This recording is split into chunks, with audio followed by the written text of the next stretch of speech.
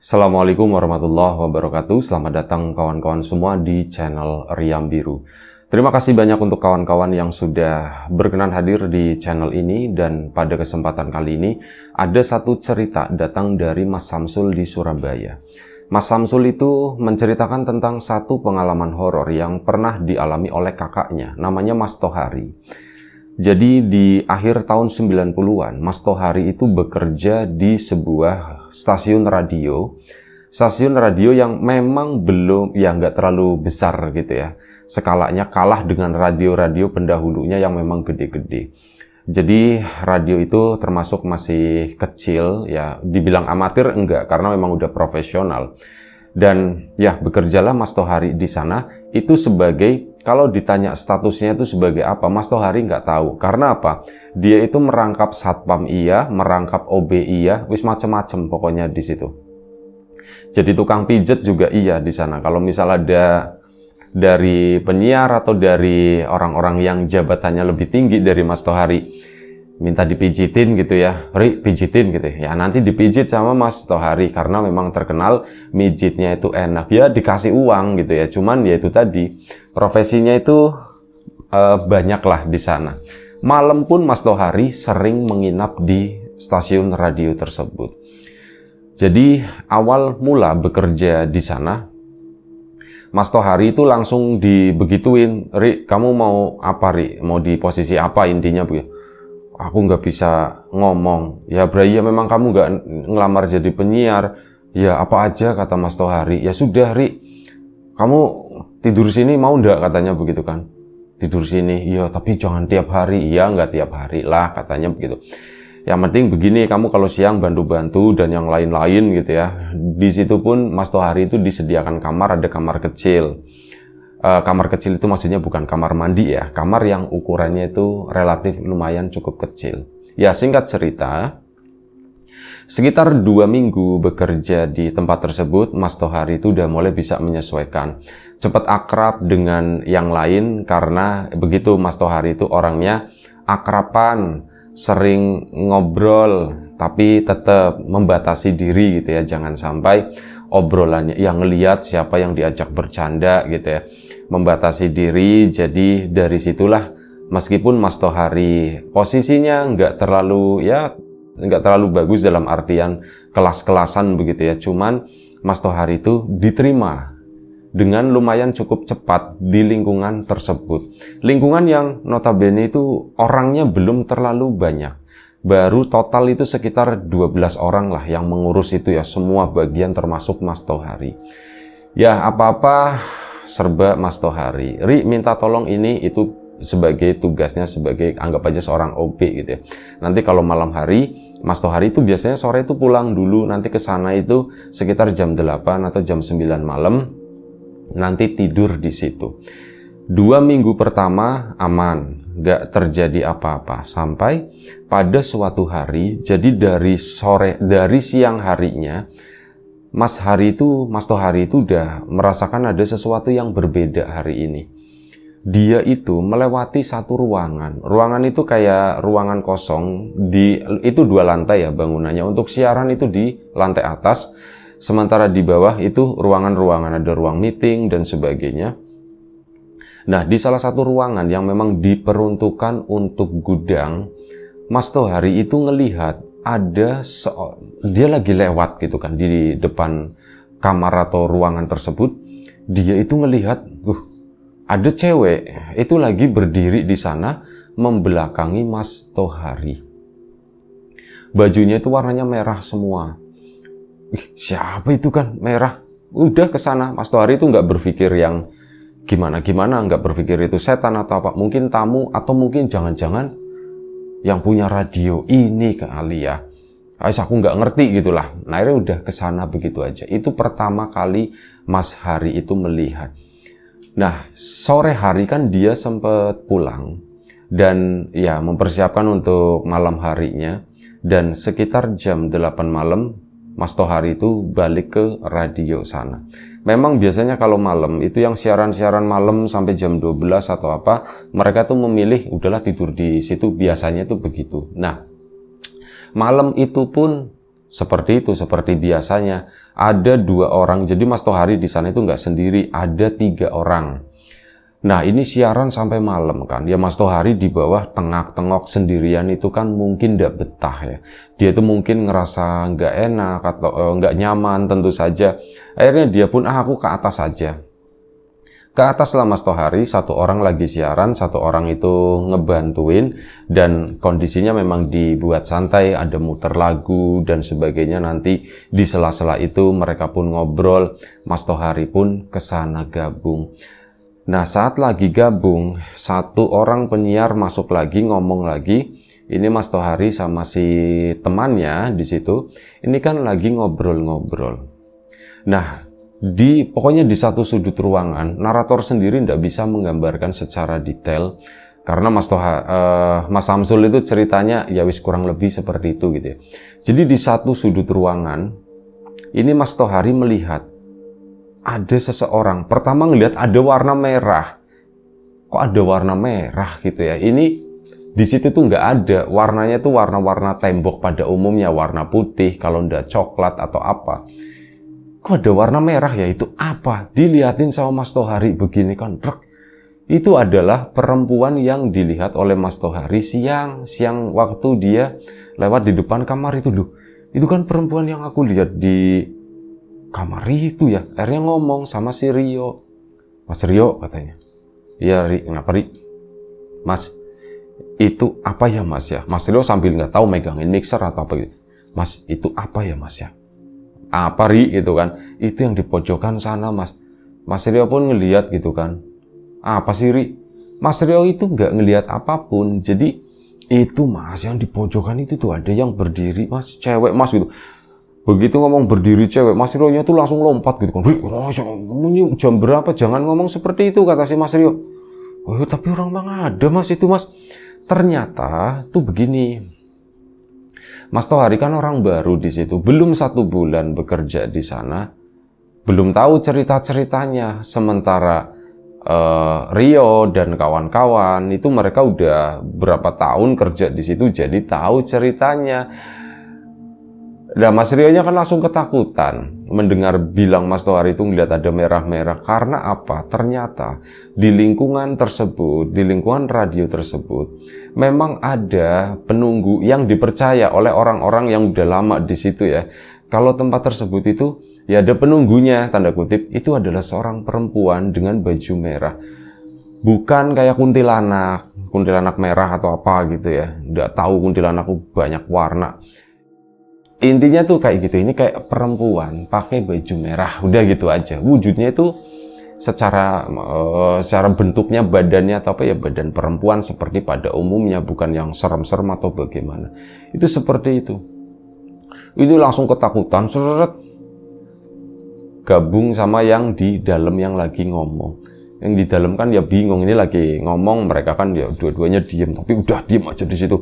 Sampai akhirnya selesai, putar lagu dan sebagainya gitu ya, diperpanjang lah berapa track atau gimana. Mereka, kenapa sih, ada apaan sih? Ini Mas, kata si Mas Rio. Si Tohari katanya, kenapa Ri? Itu Mas, aku ngeliat ada perempuan pakai baju merah katanya. Yang bener Ri katanya. Iya di mana Ri? Itu di situ Mas. Ya udah turun dulu. Lumayan katanya, 12 menit kata situ ya. Akhirnya turunlah mereka ke lantai bawah. Kamu ngeliat di mana sih Ri? Jadi malah jadi si Mas Tohari ditanya-tanya. Aku ngeliat di situ Mas, di pojokan Mas. Nah dari situ Mas Tohari pun akhirnya cerita. Sebenarnya ini kedua kalinya aku ngelihat, kata situ. 2 kali Ri. Iya, pertama itu siang hari itu di situ tuh Mas, di kamar itu, kata si Mas Tohari. Aku lewat ke sana, loh, kok ada yang berdiri di situ? Itu yang di sana katanya langsung pada merinding semua, si Mas Rio, termasuk seniornya satu lagi itu merinding semua. Udah, jangan keras-keras, kata si Mas Tohari.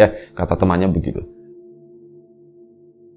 Waktu pun berjalan, lagu itu udah hampir selesai. Mau ndak mau kan mereka itu harus naik ke atas ya. Sudah naik lagi yuk, naik yuk. Udahlah, bismillah. Akhirnya mereka naik bertiga semuanya ke sana. Lanjutin siaran sampai kurang lebih sekitar jam 12. Mas Tohari pun di situ ya cuma nunduk aja, dia itu nggak berani. Si Mas Rio-nya, ada nggak Ri? Nggak ada Mas gitu. Oh ya syukur, tenang mereka gitu ya. Dan akhirnya jam siaran pun berakhir. Mereka pun langsung buru-buru turun di sana. Ini si Rio tadinya itu mau menginap di sana. Tapi karena ada cerita tersebut, akhirnya si Mas Rio memutuskan untuk pulang. Yang satunya itu memang kebiasaan pulang juga. Tapi malam itu ada rencana mau menginap di sana. Tapi ya karena alasan yang sama itu, gara-gara mendengar ceritanya Mas Tohari, akhirnya dua-duanya memutuskan pulang. Mas Tohari pun, lah Mas aku di sini sendirian Mas. Ya udah apa-apa Ri gitu kan, udah apa-apa, udah tenang aja. Bilangnya begitu, akhirnya sudah. Mereka pun pada pulang, Mas Tohari ditinggal di situ sendirian. Bingung gitu kan dia. Duh gimana ya kalau itu kan setan ya, menurut mereka udah dijelasin gitu ya.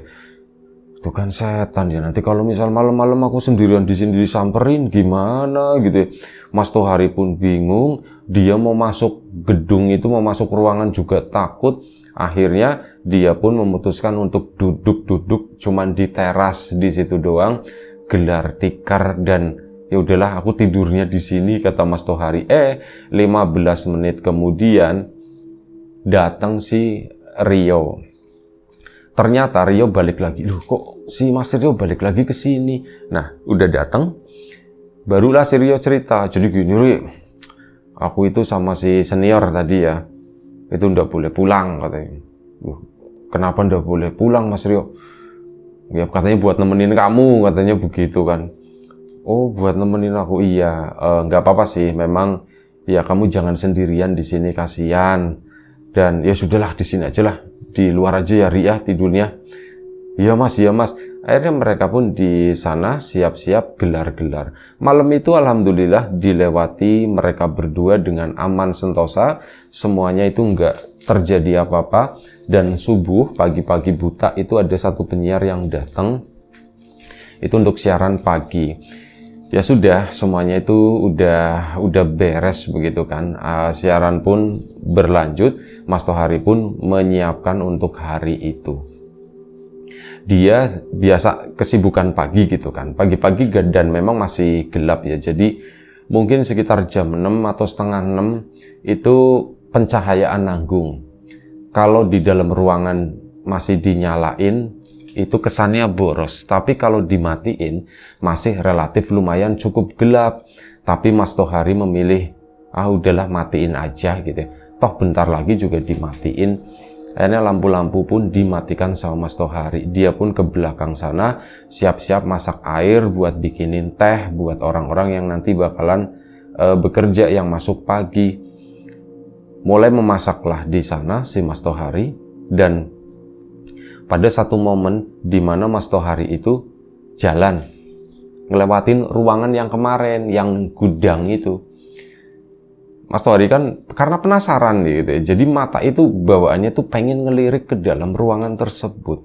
Dia jalan ke situ, ngelirik ke sana, nggak ada apa-apa. Tapi giliran melangkah maju, seret, ini kan pintu kebuka. Nah di dinding satunya, kalau dari arah datang, Mas Tohari itu nggak ngelihat. Pertama kan ngelihatnya di sana, ujung sana itu nggak kelihatan. Ternyata begitu ngelirik kedua, si perempuan itu tuh berdiri di balik dinding tersebut. Kayak orang lagi ngumpet, cuman diem begitu aja. Mas Tohari di sana nggak tahu entah kenapa itu kaget bukan main, lemes gitu ya. Dia pun diem aja di situ. Ya takutlah waktu itu, pengen lari tapi kok rasa-rasanya tuh dengkul itu lemes banget kata si Mas Tohari. Dan ya mau nggak mau Mas Tohari itu dipaksa ngeliatin si perempuan tadi. Si perempuan itu tuh perempuan normal secara tampilan gitu ya. Rambutnya sendiri nggak bisa dibayangin bentuknya. Cuman kayak warna hitam begitu doang. Kayak gambar anak-anak yang pakai krayon. Jadi bukan kayak bentuk rambut manusia pada umumnya, tapi bentuknya itu cuman hitam begitu doang. Mas Tohari pun coba ngeliatin mukanya, mau tak sapa waktu itu, kalau mentok-mentoknya gitu ya, Mbak gitu ya, mau tak sapa begitu. Ngeliatin ke sana, Mukanya itu ndak ada, mukanya itu rapet, bukan rapet, lempengan gitu ya, nggak ada mata, nggak ada hidung, nggak ada mulut, wis pokoknya itu cuman kayak daging doang, kata si Mas Tohari. Mukanya nggak ada asem, kata si Mas. Dia pun diem di situ. Ada orang lewat, woi, ngapain diem di situ? Nah, begitu dikagetin sama si orang yang lewat tadi, baru Mas Tohari tenang gitu kan, ada orang nengok ke sana itu dan nggak ada. Dah. Hari itu entah kenapa Mas Tohari itu kayak apa ya? Perasaannya itu ya terus mikirin pertama itu yang pertama. Itu apa ya? Belum disampaikan ke orang lain waktu itu, cuman sekitar jam 10-an. Mas Tohari itu ngerasa badan itu agak sedikit greges. Kayak aduh, aku tuh kayak mau jatuh sakit ya. Pikirnya Mas Tohari itu mungkin karena semalam kali ya aku tidur di teras jadinya masuk angin. Pikirnya seperti itu. Akhirnya sudah. Mas Tohari pun, aku kan harus bekerja, nanti kalaupun sakit aku izin pulang, aku tidur di rumah, pikirnya Mas Tohari. Hari itu pekerjaannya itu tetap dilakukan. Siang hari itu udah mulai, siang hari menjelang jam makan gitu ya, ini udah mulai perutnya Mas Tohari itu udah enak, itu udah mulai mual-mual gitu. Aduh begini, akhirnya ya itu muntah dan sebagainya, seperti orang sakit, badannya pun mulai panas. Nah di sana itu ada yang ngomong, Mas Tohari kan waktu itu tengah hari dia izin pulang, dan ada satu orang tamu di radio yang kebetulan banget itu lagi berada di lobi. Mas Tohari itu lewat, dia itu mau pulang, udah pakai jaket, badan itu udah ndak enak banget, ditawarin, Ri mau dianterin ndak gitu. Ndak usah, kata si Mas Tohari, nggak apa-apa kok, aku bisa kok pulang gitu. Oh ya wis, hati-hati ya Ri ya. Mas Tohari pun ke sana. Nah, si bapak-bapak tersebut sama istrinya itu itu Mas Tohari itu denger omongan seperti itu, cuman Mas Tohari kan udah terlanjur permisi dan badan emang udah nggak enak banget. Nah akhirnya Mas Tohari pun ke sana, ambil motor, pulang lah gitu ke rumah. Ya nggak enak, cuman alhamdulillah sampai di rumah. Nah sampai di rumah Mas Tohari pun istirahat. Istirahat itu mimpinya ndak enak banget. Lagi-lagi didatangin sama si perempuan dengan baju merah tersebut. Dia lagi, ya nyampe orang tuanya, Ri, kamu kenapa, kamu minum obat ya? Iya mak, minum obat. Akhirnya minum obat penurun demam, belum minum obat soalnya dari awal. Dia pun ya mencoba untuk istirahat lagi, cuman ya begitu, sekalinya les merem sebentar, itu pasti nanti tahu-tahu ketemunya sama si perempuan itu, itu kan bikin Mas Toharinya nggak nyaman, keluarga juga, ini anak kenapa sih ya gitu ya. Nah sekitar jam 2 siang datang tamu, ada tamu, ini orang radio, bapaknya Mas Tohari sendiri itu kenal keluarganya, soalnya beberapa kali datang ke rumah main. Nah datanglah tamu itu, orang radio tersebut diterima kan sama keluarganya, nyariin Mas Tohari. Oh Mas Toharinya lagi istirahat. Nah di sini yang bapak sama ibunya itu memaksa, Pak nun sewu Pak, bisa dibangunin ndak Pak, katanya. Ya mungkin bapaknya Mas Tohari, orang lagi sakit kok malah disuruh bangun gitu, gimana? Cuman iya Pak, tapi ada apa? Udah bangunin aja. Itu langsung dibegituin sama si bapak sama ibunya, kayaknya nggak mau, udahlah nggak usah buang-buang waktu, cepetan gitu, bangunin aja. Akhirnya sama bapak sama ibunya, Mas Tohari pun dibangunin. Ri, bangun Ri. Iya Pak, kenapa Pak? Ini lagi, oh ya kebetulan saat lagi ngebangunin itu Mas Tohari itu justru lagi enak-enaknya tidur, mimpinya itu belum datang. Malah udah dibangunin. Ya Pak, kenapa Pak? Itu ada orang radio nyariin kamu katanya. Oh Mas Tohari kan langsung ini ya, ada apa ya, nyariin aku ya, apa aku berbuat kesalahan atau bagaimana? Aku udah sesuai prosedur, tadi minta izin, dan anak-anak di sana juga udah sempat megang kalau badanku memang beneran anget gitu ya. Aku itu lagi sakit, terbukti, aku salah apa ya? Mikir seperti itu. Mas Tohari pun akhirnya keluar dari ruangan. dari kamarnya menuju ke ruang tamu sana, nemuin tamu-tamu itu ada 3 orang. Nah begitu ke sana kenal sama salah satunya. Di situ kenal aja, namanya Mas Jamal. Mas Jamal katanya. Nah ini si bapak sama ibunya ya kayak gitu, mereka tuh kayak komunikasi sendiri gitu ya. Oh ini siapa ya gitu ya. Mas Tohari pun duduk di sana. Bapak sama ibunya masih berdiri di situ, tapi ya akhirnya apa? Bapak sama ibunya kan pergi ke belakang. Nah di situ si bapak-bapak itu tuh langsung ngomong, kamu bukan di sini, sana, kasihan loh anak ini loh. Itu langsung ngomong seperti itu si bapak. Ibunya nyautin lagi, iya loh kamu jangan di sini, kasihan loh anak ini, sana balik ke tempatmu, ke radio sana. Itu ngomong sendiri, dibilang liatin Mas Tohario, enggak. Kok kelihatannya tuh agak ke atas. Nah, akhirnya dijelaskan sama si bapak sama ibu, Mas, tadi Mas Tohari baru ingat, oh ini orang yang di lobi tadi tamu gitu kan. Oh iya, Mas, maaf ya Mas ya sebelumnya, kata si bapak itu. Ya kami lancang ke sini buru-buru, soalnya apa? Tadi kami lihat, saya itu lihat Masnya itu pulang dari radio. Waktu itu saya di depan. Oh iya Pak, saya ingat. Mas Tohari masih kondisinya lemas ya. Iya Pak, saya ingat Pak. Ya itu, saya tuh melihat sesuatu Mas, kata si bapak. Melihat sesuatu, melihat apa Pak? Itu loh yang di belakang sampean, katanya. Di belakangku. Mas Tohari nengok ya nggak ngelihat waktu itu. Aku nggak ngelihat apa-apa Pak. Jadi gini Mas, sampean itu dari tadi itu ada yang gendong Mas. Ada sampean itu digendongin gitu ya. Digendongin Pak, gendongin apa Pak? Itu ada yang pakai merah, katanya bilangnya seperti, loh kok sama beneran? Tahu nih berarti orang ini tuh ngelihat. Dia Mas, orang aku juga ngelihat, kata istrinya. Memang istrinya tuh sepertinya tipe yang bawel begitu ya. Udah disuruh ngomong, ya itulah, tapi enggak apa-apa. Iya Mas. Nah dari situ orang tuanya mungkin mendengar ya, orang tuanya Mas Tohari, akhirnya keluarlah kedua orang tuanya. Mas Samsul juga waktu itu ada di rumah, cuman Mas Samsul masih kecil jadi nggak terlalu ikut campur ya waktu itu. Terus gimana Pak gitu kan, ini terus gimana Pak? Iya ini ikut yang di sana, yang di radio. Di radio itu memang dari dulu itu ada, ini yang nunggu itu yang ini nempel di badannya Tohari. Terus bagaimana Pak? Ya sudah, Mas Tohari ini kuat ndak ke kantor lagi ke sana? Ya udah Pak, nanti di ini aja, katanya begitu. Ya udah Ri, bonceng aku aja, kata salah satu temannya gitu ya. Loh emang sampean bawa motor mah? Oh iya ya, kita bertiga ke sini bawa mobil. Ya udah pakai mobil aja. Akhirnya kan begitu ribut. Akhirnya Mas Tohari pun dibawa ke kantor lagi ke sana. Naik mobil, cuman apa? Mas Tohari itu disuruh duduk di baris paling belakang.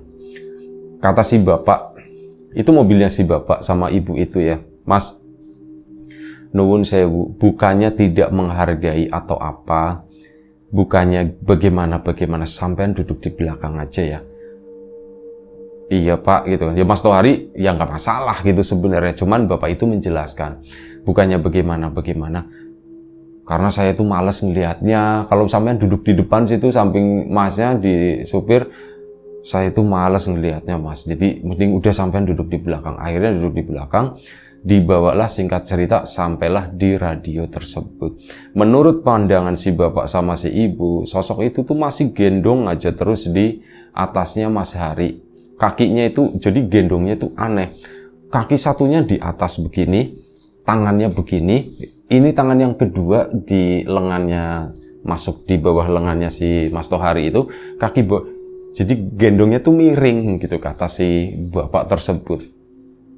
Mas Tohari pun ke sana. Ini orang-orang radio itu udah dengar semua ceritanya Tohari itu begini gitu ya. Itu akhirnya pada nungguin gitu, pada takut juga. Ya mereka ngeliatin nggak ngeliat apa-apa. Cuman Mas Tohari sama bapak ibu itu yang ini ya, yang merasakan gitu. Akhirnya dibawalah ke ruangan kosong tersebut, ruangan gudang di sana, yang Mas Tohari pertama kali melihat sosok perempuan itu. Udah sini turun, kata si istrinya begitu kan. Turun ndak gitu kata si itu. Nah, si istrinya tadi itu ngambil pulpen. Itu begini-begini, turun ndak? Ayo turun. Kalau nggak turun tak sunduk-sunduk begini, kata si ibu-ibu itu seperti itu. Tapi nggak kena badannya Mas Tohari, ndak, cuma begini aja. Nah, setelah itu ndak tahu Mas Tohari juga sendiri nggak ngelihat gitu ya. Mungkin sosok itu udah turun atau bagaimana, tiba-tiba badannya Mas Tohari itu keluar keringat banyak banget, gembrobyos gitu ya. Dan akhirnya si ibu, udah sana kamu di sana, jangan macam-macam gitu, jangan macam-macam gangguin orang-orang yang ada di sini. Kalau kamu ndak mau disuruh pergi, kata si istrinya tuh begitu, sambil megang pulpen itu tadi. Nih, nanti tak suruh pergi kamu kalau misal kayak gitu lagi. Nah, nggak ngerti juga apa yang terjadi di sana, cuman dari obrolan-obrolan itu doang, Mas Tohari keluar keringat semua sampai jaketnya pun akhirnya dilepas, basah gitu ya. Dan setelah itu alhamdulillah Mas Tohari itu sembuh. Badanku kok jadi enteng begini ya? Apa ini pengaruh obat atau apa? Tadinya tuh nggak enak banget, mau keluar keringat aja susah gitu ya. Ini tuh keluar keringat semuanya. Duduklah di situ, dikasih minum, dibikinin teh manis anget juga, dikasih makan juga, bawaannya itu lapar waktu itu. Akhirnya udah makanlah, minumlah, ditemenin sama bapak ibu itu sampai sore. Nah, setelah udah sore sekitar jam 4, udah Mas pulang dulu aja, istirahat katanya begitu, biar besok itu bisa fit lagi. Oh iya Pak, Bu, terima kasih, katanya si Mas Ari dengan sedikit lemes gitu masih ada. Akhirnya dianterin lah naik sepeda motor sama temannya pulang ke rumah. Saat pulang ke rumah, cerita sama bapak sama ibunya, iya Pak, jadi begini, aku tuh ada yang gendongnya tuh begini Pak. Terus tadi di depan kamar, ya begitu, si ibu itu yang mau begini pakai pulpen doang Pak, digini-giniin. Loh kamu ditusuk-tusuk? Enggak kena Pak, gitu ya. Ya mungkin kenanya itu yang gendong aku kali ya. Itu seperti itu. Mas Samsul mendengarkan juga cerita tersebut dan ya seperti itulah. Malam harinya si Mas Tohari itu tidur, dia itu bermimpi. Mimpinya ya lagi-lagi sama si yang baju merah tersebut. Cuman kali ini bentuknya itu berubah, sedikit berubah. Baju merah itu di dalam mimpinya Mas Tohari, pertama ngelihat yang versi seremnya yang begitu, terus tahu-tahu serap, loh kok berubah jadi ya kayak pakai pakaian merah pada umumnya, gaun panjang gitu ya, jadi wanita cantik. Terus ngeliatin si Mas Tohari, terus Mas Tohari pun, ternyata kamu cantik, kalau cantik begini sih aku mau, kata Mas Tohari dalam mimpinya begitu. Cuman setelah itu tiba-tiba kayak ada angin atau apa, terus si perempuan tadi itu terbang ke bawah angin ke sana. Loh terbang katanya, kamu mau kemana, Mas Toharinya tuh ngejar cuman gak dapet. Akhirnya bangunlah Mas Tohari, dan ya setelah bangun kepikir lagi, itu kan yang setan yang kemarin, aku ndak mau. Akhirnya lanjut tidur. Ya setelah itu alhamdulillah sakitnya Mas Tohari itu sembuh, dan selama berada di radio tersebut pun relatif lumayan cukup aman, meskipun kadang sesekali itu masih ngelihat di lantai atas misal siaran malam atau kayak sekelebat begitu doang lewat. Cuman ya Mas Tohari alah udahlah gitu kan, cuman begitu doang, bertahun-tahun bekerja di situ, sering melihat sosok tadi. Nah ceritanya sampai segitu aja. Terima kasih banyak Mas Samsul, kawan-kawan di rumah juga terima kasih banyak atas support dan dukungannya apapun itu, kawan-kawan subscriber, kawan-kawan membership, kawan-kawan yang udah kasih support dalam bentuk super thanks ke Riam Biru. Terima kasih banyak kawan-kawan yang udah ngasih like, udah nge-share ke yang lainnya, kawan-kawan yang udah ninggalin komentar juga terima kasih banyak. Kawan-kawan yang sudah memesan bawang gorengnya Wiji tentu saja terima kasih. Yang sudah mampir di channel Lapak Horor juga terima kasih. Doa terbaik dari kami untuk kawan-kawan semua, semoga selalu diberi kemudahan dalam hal apapun, termasuk kemudahan dalam hal rizki. Yang sakit segera diberi kesembuhan, yang sehat tetap dijaga kesehatannya. Baik, sampai jumpa di episode selanjutnya Riam Biru, jaga kesehatan kawan-kawan semuanya. Assalamualaikum warahmatullahi wabarakatuh.